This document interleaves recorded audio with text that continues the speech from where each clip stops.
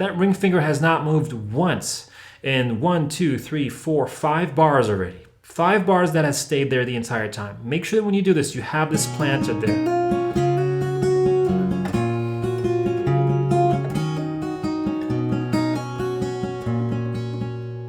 Okay, now this leads us into bar 16. And from this bar here, we're going to be taking that ring finger again and sliding it up all the way up to the 9th fret. And we're going to repeat the exact same thing that you did here. And we're going to just play it up here. And just so you know, for a compositional tip here, and the trick is that I'm basically using fourths. I'm going up a 4th interval and playing the exact same thing.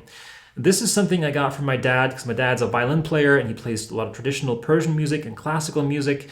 And so he told me this little trick that it's very common to take a melody and apply it up a 4th interval. And it almost always works. And I took that knowledge that he was so kind to teach me when I didn't want to be taught. And I took that and I applied it to this piece. So as you're doing this here,